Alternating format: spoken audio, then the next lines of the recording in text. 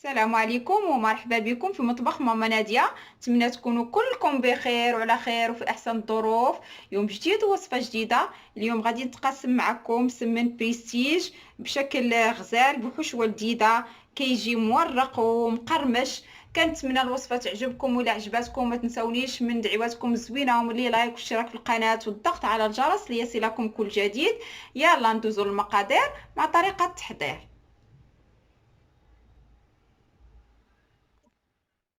لا نبداو بالعجين هي الاولى، نخليوها ترتاح قد ما ارتاحت مزيان. عندي هنايا 300 غرام ديال الدقيق، ما يعادل 3 الكيسان ديال العنبه، واحد الكاس ديال الفينو، معلقه صغيره ديال الملحه، معلقه صغيره ديال السكر حبيبات، معلقه صغيره ديال الخميره ديال الحلويات، جوج معالق كبار ديال الزيت نباتيه،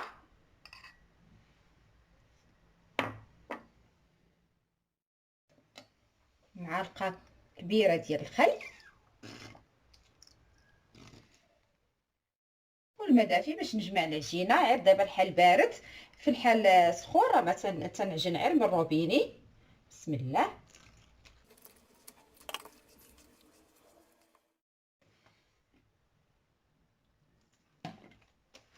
العجينه تكون شاده شويه في راسها.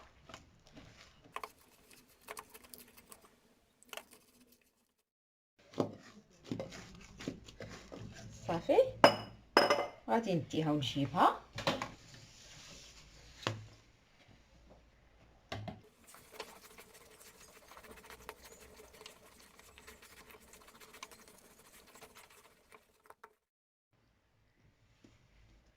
هنا بشويه الزيت، ديرها في البلاستيكه حتى هي فيها الزيت. صافي وغادي نخليها ترتاح. الحشوه البنات اللي بسيطه، غير خديت هنايا واحد جوج ديال الجزرات حكيتهم، وجوج ديال القرعه ديال خضراء، وواحد البصله متوسطه، وهنايا خديت واحد شويه ديال الكفته ديال لادانت. صافي غادي نزيد عليها زيت الزيتون،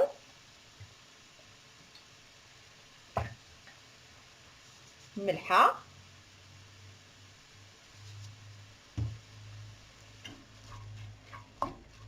صافي وغادي نشحرهم مزيان.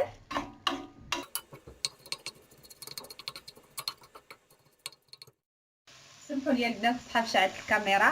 من بعد ما تشحرت لي الخضيره ديالي، انايا درت هنايا القزبر، عندي المجمد، الا كان عندكم طري احسن. هنا غادي نضيف واحد المعلقه ديال الهريسه. توابل عندي هنايا بابريكا، تحميره، خرقوم، توابل ديال الحوت، شويه ديال راس معلقه ديال الثومه بودره، نص معلقه ديال البصل. ولا ما عندكمش التوابل ديال الحوت، ديروا التوابل العاديه اللي كنديروها في الشرموله ديال الحوت.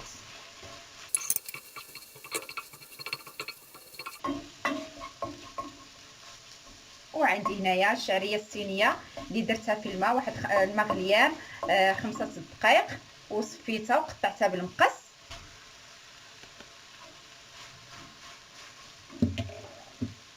هنايا عندي الصوص صوجا،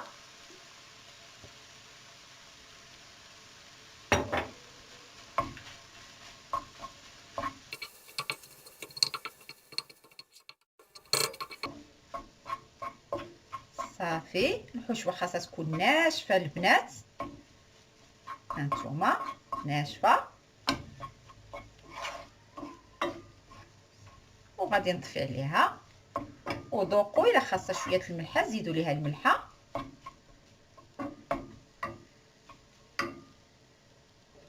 نخليها حتى تبرد.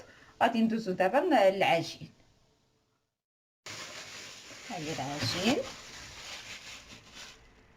فاش كتجي مطاطيه، وغادي نشكلوها كويرات.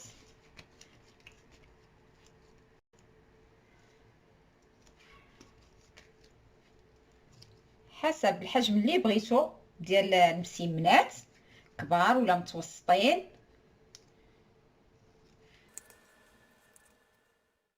صافي من بعد ما كورتهم غنديرهم في هذا البلاطو هذا اللي دهنتو بالزيت.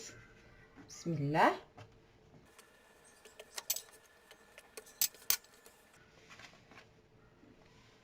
غادي ندهنهم بزبيته، غادي نخليهم يرتاحوا واحد 10 دقائق ونرجع معكم.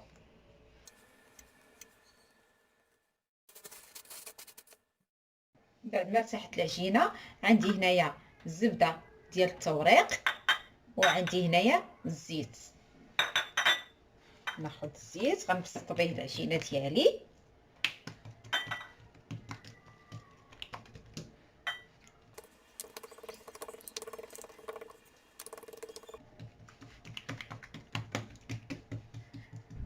غنبسطها رقيقه، نتوما كتشوفوا كيبان سطح العمل.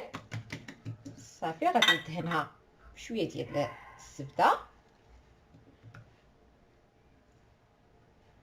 وغادي نطويها بحال المسمنه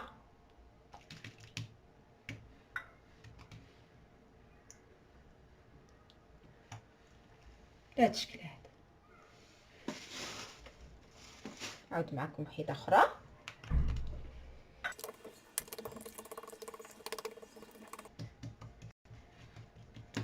العجينه ملي كتكون مرتاحه تطاوعك في الخدمه، ما كتقطع ما والو.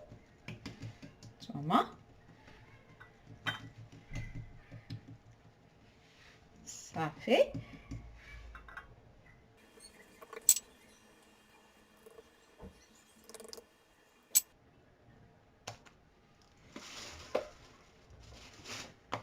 غادي نستمر حتى غادي نكمل الكميه اللي عندي وغادي نرجع معكم. صافي دابا غادي نبدا نشكل في السمنات ديالي.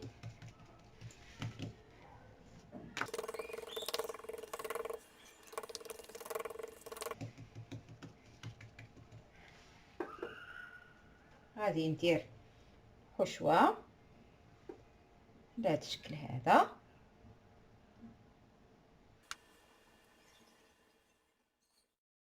ندير شويه ديال الجبن، عندي انايا هنايا الجبن الاحمر والموتزاريلا، ولا عندكم المربع، الا ما عندكمش ماشي مشكل. غادي ناخذ القطعه ديال البيتزا، غادي ندير اشرطه على هذا الشكل هذا. صافي وغادي نلوي العجين ديالي على الحشوه.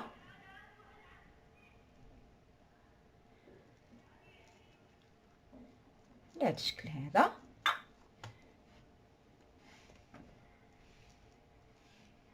صافي كنقبط عليها من هنايا، كنشد عليها من هنايا باش ما تحلش ليا، كندير لها واحد الكيردون بهذا الشكل هذا. نعود معكم وحده اخرى.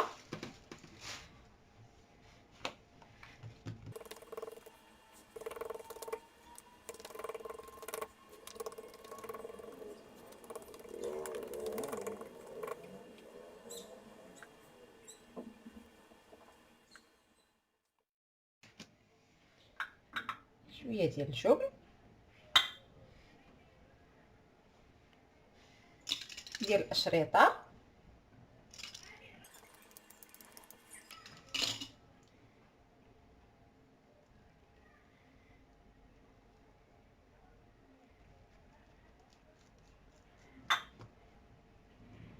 كتجي على هذا الشكل هذا.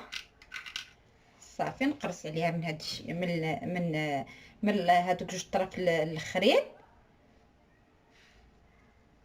كتجي على هذا الشكل. من بعد ما ساليتهم خديت هنايا صفر ديال البيضه وزدت ليه قطرات ديال الصوجا. بسم الله غادي ندهنهم. ما ديروش بحالي البنات، انا قويت شويه الصوجا تخوى ليا بزاف.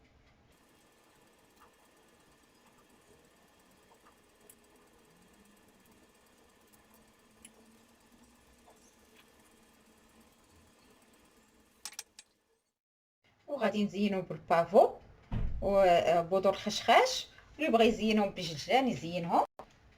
بسم الله.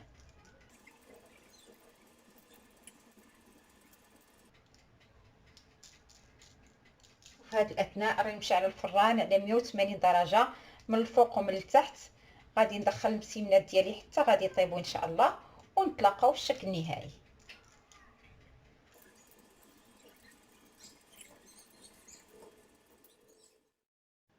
وهذا هو الشكل النهائي ديال المسمن اللي تقسمت معكم. تيجي على هذا الشكل هذا، تيجي رائع البنات.